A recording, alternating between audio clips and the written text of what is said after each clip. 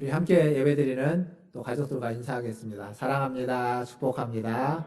사랑합니다. 축복합니다.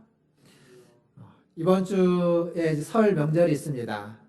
작년에 추석 명절도 이렇게 비대면 명절로 보냈는데 이번에도 그렇게 보내게 됩니다. 비대면이 일상이 된 지금은 어쩌면 이 비대면 명절도 영상이나 다른 걸로 가족 모임을 대신해야 되는지도 모르겠습니다. 여튼 가족이 모이면 이런저런 이야기를 하게 되죠.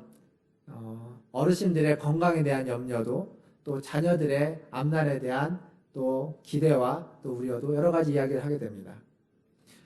뿐만 아니라 신앙에 대한 이야기도 우리는 그리스도인이기 때문에 하곤 합니다. 신앙생활을 열심히 하는 분들은 열심히 하는 대로, 또 그러지 못한 분들은 이제 좀 그만 다시 교회로 돌아오지 않겠느냐라고 하는 권면의 이야기도 하게 되죠. 그럴 때마다 위로가 되는 건 이런 겁니다. 지금은 좀 떨어져 있지만 언젠가는 돌아오지 않겠느냐. 언젠가는 돌아올 것이다. 그걸 믿는다. 이렇게 서로 이야기하면서 위안을 받곤 합니다. 그런데 종교 없음이라는 책이 있습니다. 이 책은 무슨 내용이냐면 미국의 무종교인, 종교가 없는 사람들에 대해서 연구한 책입니다. 미국의 무종교인의 비율이 어떻게 되냐면 1990년도에는 미국은 무종교인이 한 8% 정도밖에 안 됐다고 합니다. 그러니까 대부분이 그리스도인들이었는데, 그런데 그것이 2008년도에 되면 15%로 2배가 증가합니다. 그리고 2019년도에 통계를 보면 26%나 됩니다. 아마 교회를 출석하는 사람, 그리스도인이라고 이야기하는 사람의 비율을 따지면 미국도 이제 반이 안 넘는다라는 이야기도 있습니다. 어쨌거나 이렇게 종교가 없는 사람, 기독교든 아니든 종교가 없는 사람이 계속 늘어나고 있다는 거죠. 그 종교 없애라는 책의 저자는 이렇게 얘기합니다. 과거에는 젊은 시절 방황을 하다가 나이가 들고 어느 정도 이제 자리가 안정되면 다시 종교로, 기독교로 돌아왔지만 이제는 그런 패턴이 다 끊어졌답니다. 그래서 돌아오지 않는다는 거죠. 지금의 대형 교회들은 그렇게 다시 돌아온 사람들에 의해서 세워졌지만 앞으로는 돌아온 사람들이 없기에, 더 이상 돌아오지 않기에 이제는 더 이상 교회가 커질 수 없다라고 결론을 내립니다. 사실 우리나라에도 인구조사가 매년 5년마다 한 번씩 있습니다. 인구 센서스 조사라고 해서 2015년에 또 전체적으로 전 인구를 조사한 게 있고 2020년도에도 조사를 합니다. 이 조사에 의해서 보면 종교인구 분포도 굉장히 유사합니다. 그 종교인구 분포를 연구하시는, 그걸 분석하시는 분들의 얘기에 보면 우리나라도 미국처럼 사람들이 점점 무종교인들이 늘어나고 있고, 그 중에서 특히나 20대, 30대 젊은 층의 무종교인들이 더욱 많이 늘어나고 있다고 합니다. 왜 그럴까요? 20대, 30대는 어쩌면 사회생활 하면서 가장 큰 어려움을 겪고 있을 때죠. 가장 힘들고 가장 불안하고 또 가장 어려운 고비를 겪고 있을 때 종교가 그들에게 위로를 주거나 희망을 주거나 그들이 그것을 극복하는데 큰 도움을 주지 못하고 있다는 반증이라고 분석하곤 합니다. 설득력이 없다는 거죠. 그들의 삶을 넉넉하지 못하고 여유롭지 않고 힘에 부치는 삶에 대해서 종교가 아무런 영향을 끼치지 못하고 있다는 겁니다. 이런 상황에서 기독교가 전도를 한다면 그 전도가 과연 먹혀들까? 설득력이 있을까? 그리고 기다린다고 해서 돌아오지도 않는다면 그럼 우리는 무엇을 어떻게 해야만 할까? 이런 고민에 있습니다. 저는 그 고민에 대한 답을 이렇게 좀 찾아가고 싶습니다. 정답은 아닐지 몰라도 하나의 답은 기독교의 본질, 기독교의 근본을 회복하는 것이다라고 이야기하고 싶습니다. 기독교가 다른 어떤 것보다 우월하다는 것을 주장하는 것이 아니라 기독교 신앙의 고유한 색채를 강조하는 거죠. 그것은 이 현세적인 색깔을 버리고 어떤 하나님의 나라를 소망하는 더 숭고하고 더 의미 있고 더 목적지향적인 가치를 추구해 가는 겁니다. 기복적인 신앙을 버리고 균형 잡힌 기독교의 참된 교리를, 참된 믿음을 다시 드러내는 거죠. 좀 거창하게 이야기를 했지만 쉽게 이야기하면 이런 겁니다. 예수를 믿는다는 것이 과연 무엇인지, 균형 잡힌 전인적인 믿음이 과연 무엇인지를 다시 한번 돌아보고 그것을 생각해 보는 겁니다. 믿음에 있어서 가장 중요한 건 균형이라고 이야기할 수 있습니다. 인격적인 믿음, 균형 잡힌 믿음, 이게 가장 중요합니다. 즉 지성, 지정이라고 하죠. 지성, 감성, 그리고 의지, 이것이 균형 잡힌 것이 가장 중요하다고 우리가 신앙생활 처음 하면서 믿음에 대해서 배우면서 들었던 이야기입니다. 그것을 다시 돌아보기를 원하는 거죠. 오늘 저는 이 로마서 6장 말씀으로 그것을 생각해 보려고 합니다. 지성, 그리고 감성, 의지에 대해서. 조난 에드워즈라는 신학자는 이런 말을 했습니다. 지성이 부족하면 사람은 샤머니즘, 미신에 빠지게 된다. 지성이 너무 넘치면 차가운 율법주의, 차가운 신앙에 빠질 수도 있다 라고 이야기합니다. 반면 감성만 풍부하면 그의 신앙은 변덕스럽거나 신비주의에 빠질 가능성이 많고, 의지만 넘쳐나면 행동주의에 빠지고 다른 사람을 동정할 줄 모르고, 그리고 고집불통이 된다는 거죠. 이것만이 옳다라고 강조하게 되는. 그래서 어느 것 하나에만 빠져서는 안 되는 겁니다. 다 필요하고 그 세 가지가 다 균형 잡혀 있어야 된다는 거죠. 로마서 6장은 그걸 이야기해주고 있습니다. 몇 가지의 단어로서 그것을 생각해 볼 수 있습니다. 먼저 지성에 대해서, 아는 것에 대해서 좀 생각해 보려고 합니다. 로마서 6장은 우리가 지난주에 세례에 대해서 이야기하면서 그리스도와 연합해서 죽고 다시 살아난 것을 이야기했죠. 즉 죽음과 부활에 대해서 로마서 6장 앞부분은 이렇게 여러 번 반복해서 이야기합니다. 3절을 보면 3절 후반부에 우리는 그의 죽으심과 합하여 세례를 받은 줄을 알지 못하느냐. 우리는 그의 죽으심과 합하여 세례를 받은 자이다. 너희가 이것을 알고 있지 않느냐라고 하는 거죠. 6절을 보면 오늘 말씀 시작인데 우리가 알거니와 무엇을 아냐면 옛사람이 예수와 함께 십자가에 못 박혔다. 그건 우리가 아는 거다. 8절을 보면 그와 함께 죽었으며 그와 함께 살 줄을 믿노니라고 되어 있는데 이게 헬라어에는 아노니라는 단어입니다. 우리가 그리스도와 함께 죽었고 그와 함께 살 줄을 안다. 알고 있지 않느냐. 9절을 보면 사망이 다시 그를 주장하지 못할 줄을 알미로다. 즉 로마서 6장은 계속 반복해서 이야기하는 겁니다. 우리는 그리스도와 연합하여 죽고 그리스도와 연합하여서 살아난 자다라는 사실을 계속 반복해서 말하고 있습니다. 근데 이 알미, 이렇게 아는 것이 그냥 하나의 사실을 아는 것, 머리로만 이해하고 아는 것에 그쳐서는 안 되고 그것이 우리의 매일의 삶에서, 우리의 삶으로 알미 드러나고 매일의 삶에서 실현되고 경험되는 그러한 알미 되어야만 한다는 거죠. 1863년에 미국의 링컨 대통령은 노예 해방을 선언했습니다. 그런데 그 후로도 오랫동안 미국 남부지방에 있는 흑인 노예들은 자신들이 해방된 줄 모르고 살아갔습니다. 그러니까 노예 해방의 선언을 이해하지도 못했고 그것을 누리지도 못했습니다. 왜냐하면 그게 나와 무슨 상관이 있냐는 거죠. 지금 나는 여전히 백인의 종으로서 노예로서 살아가고 있는 나와 아무런 상관이 없어 보였던 겁니다. 법적으로는 해방이 되었지만 하지만 그들은 여전히 실제적으로 노예로서의 삶을 경험하면서 살아가고 있었습니다. 혹은 어떤 이들은 노예에서 해방이 되어서 이제 자유인으로 살아가고 있지만 그렇지만 백인들 앞에 오면 혹은 이전에 자기의 주인이었던 사람의 앞에 오면 여전히 불안하고 두렵고 혹이라도 맞지는 않을까 혹은 무슨 해코지를 당하지 않을까 하는 그러한 두려움에 휩싸여서 살아가고 있었다는 겁니다. 이와 마찬가지로 죄에 대해서 우리는 죽고 하나님에 대해서 살아난 자이지만 여전히 그 죄가 우리를 주장할 수 있고 그 죄의 종노릇하는 경우도 있다는 거죠.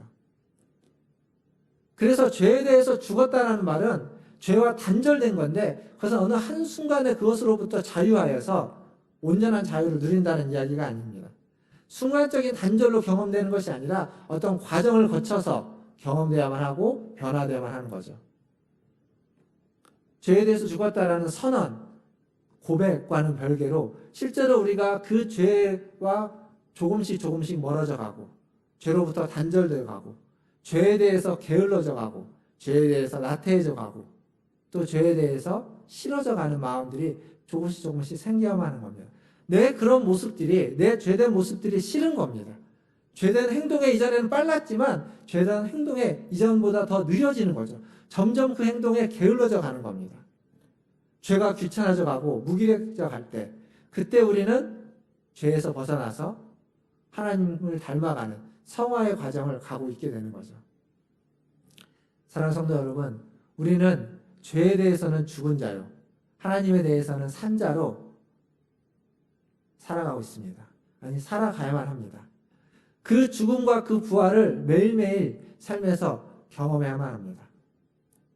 이렇게 하나님 우리 가운데 시작하신 일이 반드시 이루어질 거라는 것을 아는 겁니다. 그리고 그것을 믿는 겁니다. 이러한 지성, 이러한 알을 가지고 있는 우리 모든 성도들 되시기를 주님의 이름으로 축원드립니다. 두 번째는 감성입니다. 감정하면 우리는 굉장히 내적인 어떤 느낌에 대해서 먼저 생각합니다. 그리고 굉장히 연약한 것이라고 생각하곤 합니다. 그런데 때로는 감정이 굉장히 파괴적인 힘을 가지고 있다는 사실도 우리는 경험적으로 알곤 합니다. 근데 이 감정은 어디에서 기본적으로 나오냐면 자의식에서 나옵니다.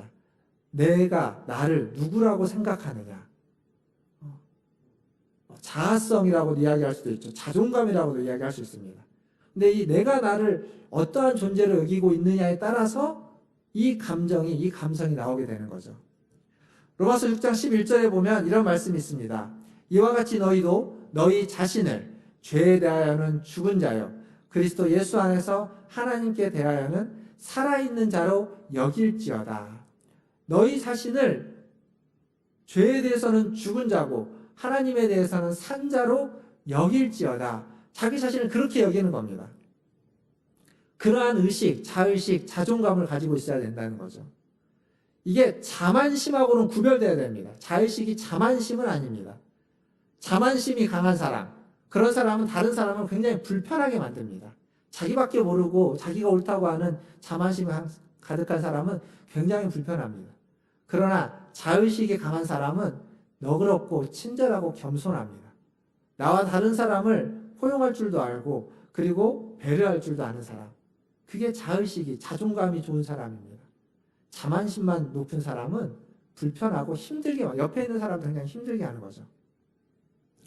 사랑하는 성도 여러분, 죄에 대해서 죽은 자요, 하나님에 대해서 산 자라는 자의식을, 자존감을 가지시기를 주님의 이름으로 축원합니다. 이 자의식에 대한 연구가 있습니다. 어떤 한 공학자가 자의식이 우리의 몸에 어떤 영향을 끼치는지 연구를 했습니다. 어떻게 연구를 했냐면 비슷한 실력을 가지고 있는 농구팀 두 팀을 섭외를 해서 그 농구팀 두 팀에게 연습할 수 있는, 훈련할 수 있는 시간을 줍니다. 그래서 한 팀은 슛 연습을 일정 시간 동안 하도록 하는 거죠. 그리고 한 팀은 슛 연습을 시키지 않고 그냥 편안한 소파에 앉아가지고 그 일정 시간 동안 자기가 슛을 얼마나 완벽하게 하는지를 상상하도록 했습니다. 그러니까 한 팀은 연습을 했고 한 팀은 쉬면서 상상만 했습니다.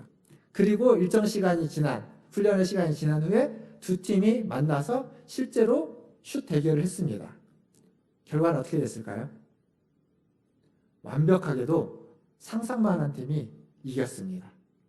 완벽하게 이겼습니다. 왜 그렇게 됐냐면 인간의 두뇌는 상상과 실제를 구분하지 못한다고 합니다.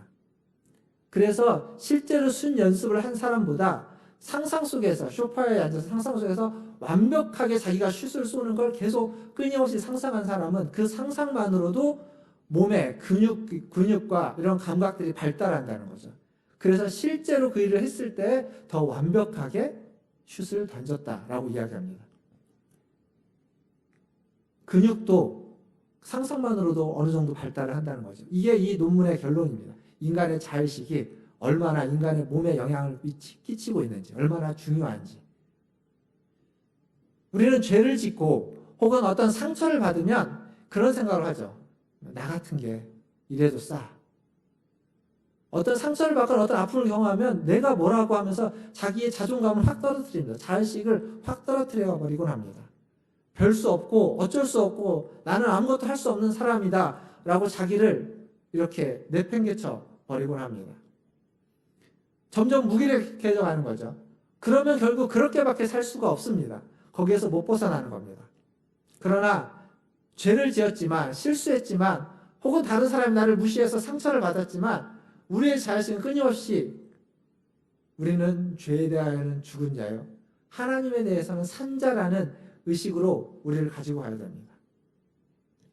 분명한 이 자의식이 있을 때 우리가 실수했다고 혹은 잘못했다고 우리의 자의식까지, 내가 그러한 자라는 사실까지 바뀌어지는 건 아닙니다.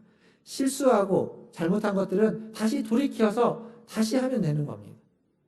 우리의 자의식만 분명하다면.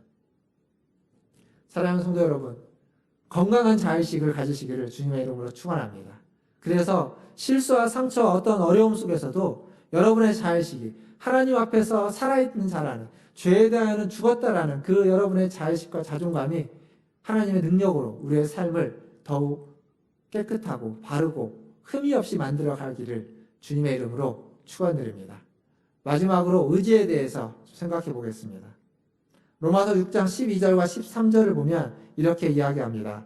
그러므로 너희는 죄가 너희 죽을 몸을 지배하지 못하게 하여 몸의 사욕에 순종하지 말고, 또한 너희 지체를 불의의 무기로 죄에게 내주지 말고, 오직 너희 자신을 죽은 자 가운데서 다시 살아난 자 같이 하나님께 드리며 너희 지체를 의의 무기로 하나님께 드리라. 여기서 12절에서 바울은 죄에 우리의 몸의 사욕을 순종하지 말라, 순종시키지 말라라고 이야기합니다. 그리고 13절에서는 우리의 몸을 불의의 무기, 죄의 무기로 죄에 드리지 말고 우리의 몸을, 우리의 지체를 의의 무기로 하나님께 드리라라고 이야기하고 있습니다. 죄라는 것은 가까이 하면 어느 누구도 그 죄를 이겨낼 수 있는 사람은 없습니다. 죄 옆에 있으면 점점 그 죄에 빠져들게 됩니다. 쉽지 않은 거죠. 그래서 죄에서 멀리하고 점점 하나님께 가까이 가라는 이야기입니다. 우리의 몸을 죄에게 드리지 말고 하나님께 드리기를 힘쓰라라고 이야기하는 거죠. 하나님께 드리기 위해서 우리의 힘과 우리의 노력을 다 하라고 지금 바울은 권면하고 있습니다. 매일매일 하나님께 무엇을 드릴까 고민하고, 매일매일 균형 잡힌 신앙, 그 의지를 사용해서 균형 잡힌 믿음을 추구하기 위해서 애쓰고 수고해야 하는 이야기입니다. 한순간에 될 수 있는 일이 아니기에 바울은 지금 매일 그러기를 힘쓰라라고 권면하고 있습니다. 사랑하는 성도 여러분, 우리 모두가 그렇게 하나님께 우리 자신을 드리기를 힘쓰는 하나님의 자녀들 되기를 주님의 이름으로 축원합니다.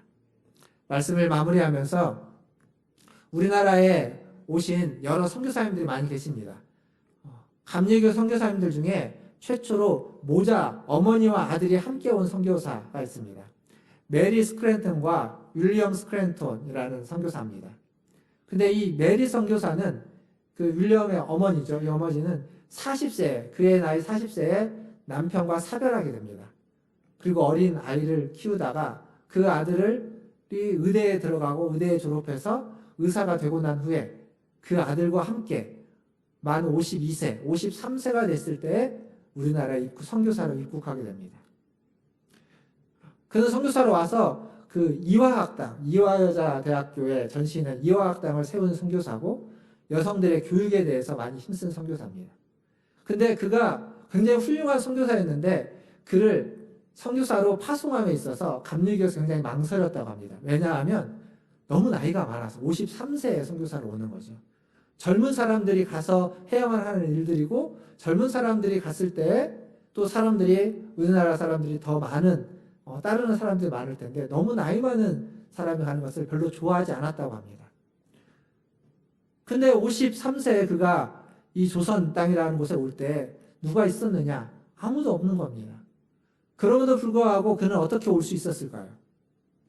그는 진리를 알고 있었고, 그리고 그 진리에 대해서 자기가 어떤 사람인지 건강한 자의식을 가지고 끊임없이 살았습니다.